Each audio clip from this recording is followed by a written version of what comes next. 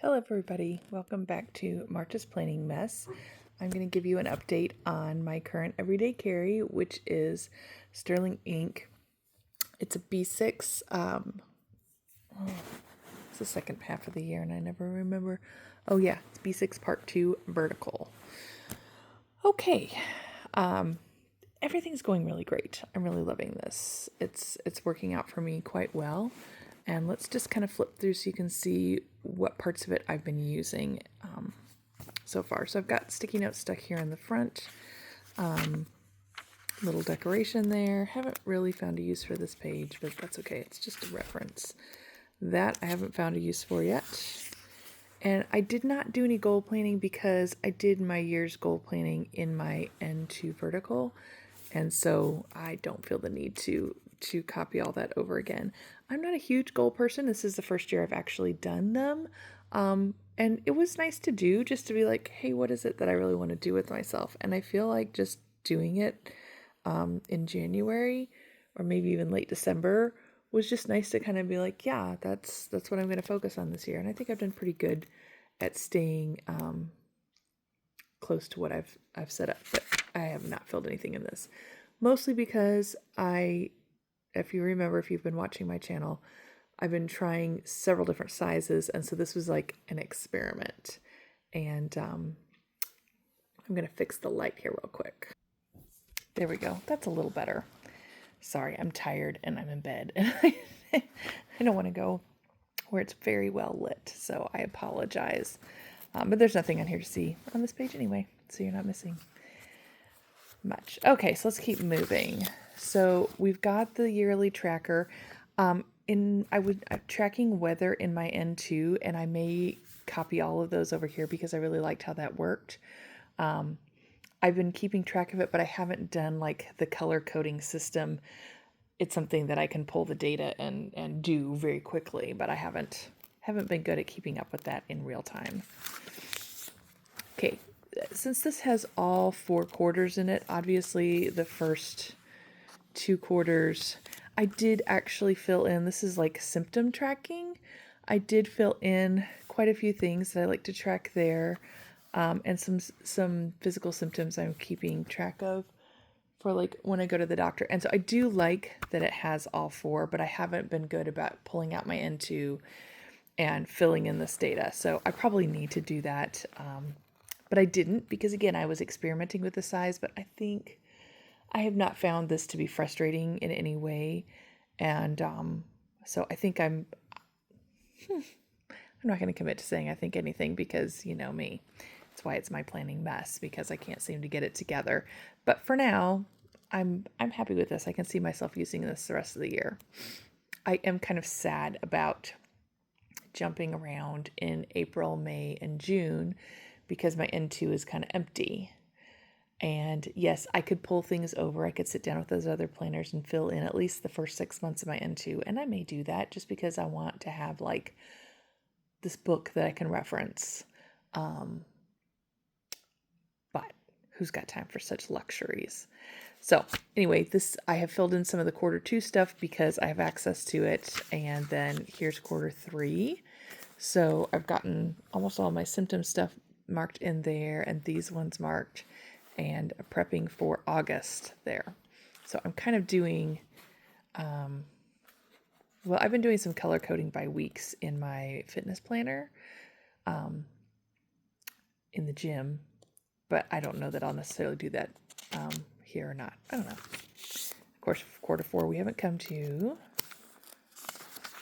But yes, for those of you that don't know, this section, I like to draw out a little calendar, and then there's certain things like my cycle that I like to track like a calendar spread layout compared to this vertical kind of layout.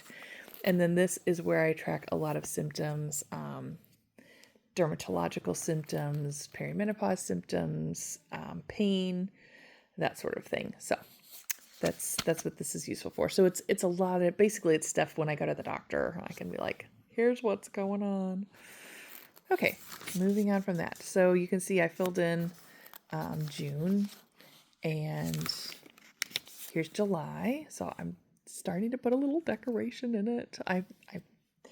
That's the thing. When I pick up my N2, I decorated it, and it's just like those first 3 months look so pretty. And then April's when I got sick and I changed over. And anyway, there's something about me that wants that N2 finished, or at least the first 6 months finished, and then going into this book. I'm cool with it being a 2-book year because honestly, this size, whether I did an N2, if they made it an N2 in 6 months in 2 books like they do with this one, I would consider that because I do like that small, Hobonichi Weeks size planner. It's just a nice size, fits in your hand. But this, the B6 is just wider. And I have not tried a B6 Slim in Sterling ink. I don't believe they offer that in the 2-book size, so I probably will never try one because I like having enough of the pages in the back. And if I do a full year with all the pages in the back, it's so heavy, it's frustrating to me to carry that big of a book around. So this really is kind of hitting a good spot of size, weight, and yet having the space that I need. So it's going to be one of those, it's a 2-book year, which also helps solve the problem for me, or at least partially. I like to plan more of an academic year, and I could, obviously Sterling Ink makes academic planners. I could go that direction. I did not realize that when I moved forward this year because I was using Hobonichi before, hadn't even heard of Sterling Ink. So anyway, this is like the spring when they started announcing that, I'm like, what? But anyway, having the 2 6 months books, if you want to switch back and forth and be fluid between an academic or a yearly book, it makes it easy. It doesn't matter. You just use the book that you're using. And I like how my pages in the back turned out. Those of you that remember, I just made myself a February and a March and an April. And then we also have May and June, I believe. Oops. Yep, there's May, and here's June. So I'm like, I need to use up a lot. I have so many Happy Planner stickers. I found so many of them on like clearance and whatever. And when I used Happy Planner, stickers was a huge part of it because it kind of helped me to subdivide my vertical layouts by time slots.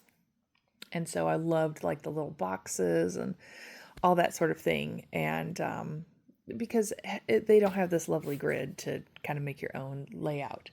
So I have all of these. And of course, with Happy Planner stickers, a lot of them are decorative. Some of them are boxes. Some of them are, all different kinds of things. And so you'd go through a book and you'd use a lot of things and you'd have a lot of leftovers. And so I would cut them up and kind of organize them. So I have literally those like small tackle boxes full of all my Happy Planner stickers organized by size. And anyway, I need to find somebody that would use them because a lot of them are just going to sit around. But these decorative ones are nice. I love the Wrong Ground Girls, and this has been many years since those were available in Happy Planner. So these stickers have been around for a while, but it just really, it's making the page nice. I'm not a huge decorative person. I mean, I am a functional planner much more than a decorative planner, but just a little bit, a splash. And I like how I put the months down here in highlighter. It just makes it a little bit more personal. And that's what I love about Sterling Ink, because it's very minimal.